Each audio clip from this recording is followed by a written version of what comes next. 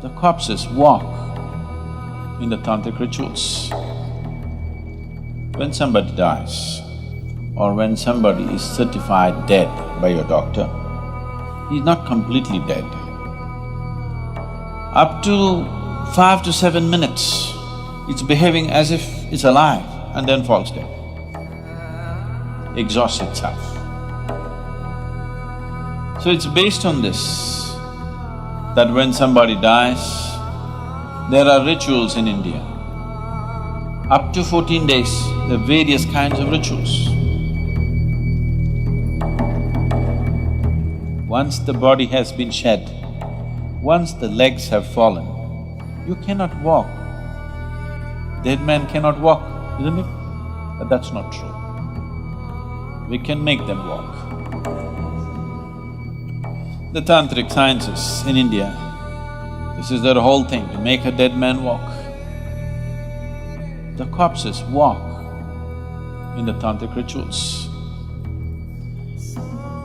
There have been many, but one has been historically recorded. There was a yogi, there have been many like this, there still are. There was a yogi who had mastered what is known as Surya Sparsh. That means… Sparsh? Okay, touch, okay. Contact or touch. So this is like the solar touch. There is a certain type of yoga called Surya Sparsh. So he mastered this. This was a bong. What's a bong? A Bengali. So, he lived in Varanasi and he periodically went to his guru and learnt different steps of this and was mastering this step by step. So, any number of times he displayed this in public, that if you bring a bird, a dead bird, which has been checked by everybody, it's for sure a dead bird, not a bird which is acting dead. A really dead bird, if it died within the last 3 hours, it's gone rigid. You know, within 3 hours a bird goes stiff. The rigor mortis sets in for a bird much quicker than for a human body. Because a bird has… the blood temperature, the body temperature of a bird is much, much higher than that of a human body. So, the way it cools down and how soon the rigor mortis sets in is much quicker in a bird's body than in a human body. So, 3 hours after the bird is dead, if you brought a bird to him with a simple magnifying glass, that too not from direct sunlight, from mirrored light. If you stand outside and mirror the sunlight inside, using that light through a magnifying glass, he would make the bird come alive. It would chirp, it would sit up, it would walk and it would fly. It would fly around for some time and then collapse and die again. So when people said, why can't you make it live? He said, this is all I know. My guru can make this happen. I am still learning, but he was already close to 70 years of age at that time. To his misfortune, it so happened, a 7-year-old boy of the local Islamic conquest had already happened. A Muslim king's son, who was 7 years of age, died of some unexplained fever. So they had heard of this man bringing a bird alive. They came to him and said, come and try, and our king's son. One thing was, he would never try it outside the presence of his deity. He had a small deity and a shrine. Outside the shrine, he would never try such a thing. He would practice it only in the shrine. He said, I will not do such things outside the view of my deity. They have no value for the deity because according to them it's idolatry. It's an energy form that he's created and with that he works. They said, this deity, God damn it, we'll take it. We'll take it to the palace. He said, no, it cannot be moved. He said, it can be moved. And they just picked it up. He cried, don't do this. And when they picked it up and this was happening, they were trying to drag him, he said, I'm not going to come. I will not do it. I am not going to do this. He got angry when they picked up the deity and taking it out like it's some kind of a toy. He said, I'm not going to bring your king's son to life. Even if I could, I cannot, but even if I could, I will not do it. Then they held him by the hair and dragged him to the king and he said, I'm not going to do it. So they butchered him right there. And in the process of doing all this, they dropped the deity and it broke. So he had a few disciples to whom he was imparting this. It died with them, everything. But this has been clearly recorded by very responsible people that actually any number of times he did this, that he would make a dead bird which is dead for over 3 hours to actually get up and fly for a substantial period of time, that is more than an hour's time. And he repeatedly said, my guru can make this bird live for its full length of life, whatever that is. And my guru can even do it to a human being. There have been any number of such people. There was another yogi in South India. So usually they don't… This is a kind of a fringe yogi, this bird yogi. This is a fringe yogi, this is not the mainstream. This is a mainstream yogi. So people were coming to him for blessings and things were happening around him so much. He lived in Karnataka, in south-western Karnataka or south… somewhere near Kollegal. And people were gathering around him. One day it so happened, a young boy who died. The parents brought this boy and cried their hearts out. So, he looked at their plight and probably he sensed that the boy need not have died, it's more accidental in nature. So he dipped his finger, there was a lamp like this next to him. It is generally there, almost every yogi who is into certain kind of process will have a lamp burning next to him, an oil lamp. So, he dipped his finger into the oil and put it into the dead boy's mouth. And the boy came alive after some time and became perfectly all right. When somebody dies, or when somebody is certified dead by your doctor, he's not completely dead. Death happens slowly. If you are not already aware of this, where's this lady? She should know, pastor's daughter. Anybody undertaker's son or daughter? Nobody?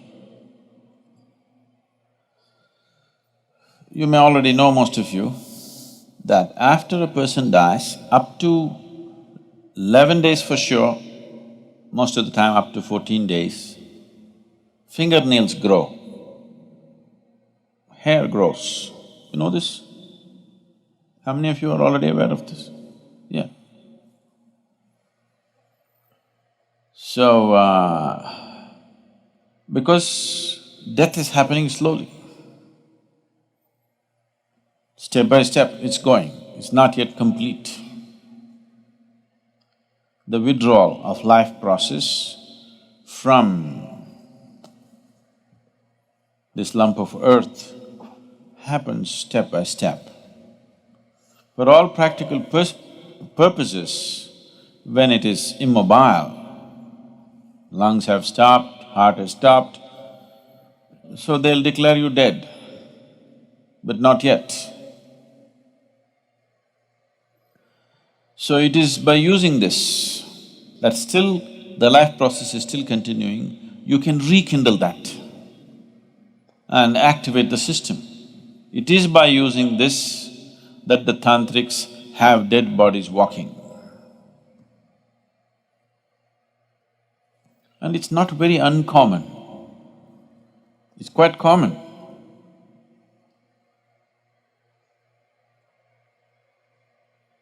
And sometimes, they will be working upon this when the cremation is on.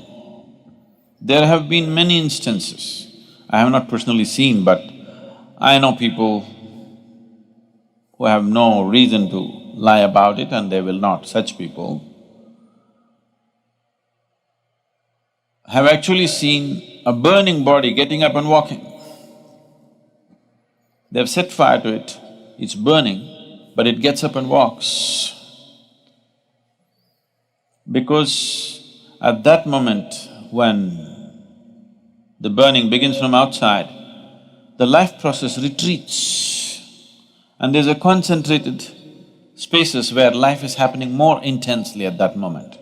They make use of that and rekindle the system in such a way that suddenly it gets up and walks.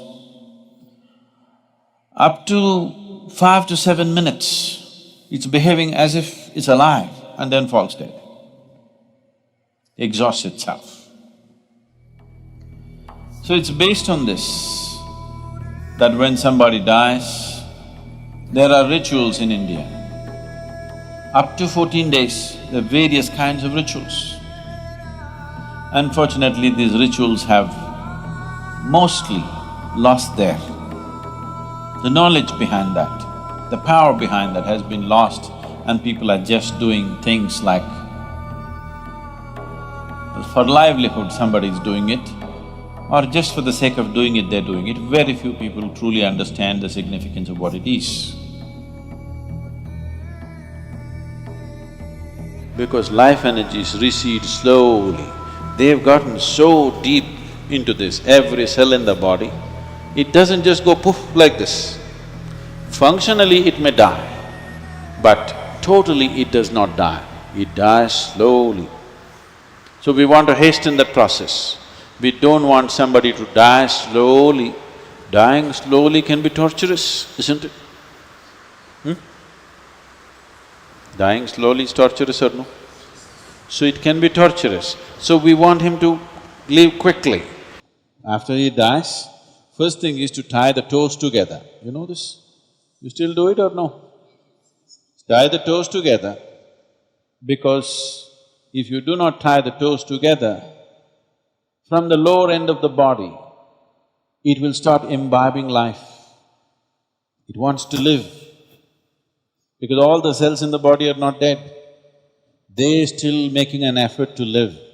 They will try to draw energy. When they try to draw energy, certain forces will enter the body. So you don't want that to happen to your loved one. So the moment he dies, you tie the toes. Now, no external support, he will go much more quickly. And the next thing is, you wash him up with water.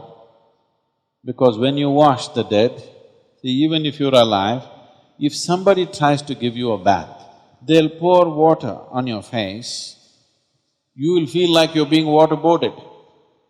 When you were a child, when your mother gave baths to you, because we never used showers and things, they poured water, she always held it like this for you, so that the water doesn't come here and you don't feel waterboarded. But somebody else was giving a bath to you, they just poured, children are doing like this. Yes or no? So if you just pour water over the face, this dead guy gets waterboarded. If any little activity is happening, it'll all cease. So to live gracefully and to die gracefully is very important. Death is not some strange subject that we should not talk about. It is right here, progressing for all of us, isn't it? Slowly maturing, your death is maturing. One day it'll be complete. Let it be a long time after, but right now it is maturing, isn't it? So if you understand life very well, absolutely well, you can exit the body in such a way that you exit completely, you gather everything and leave.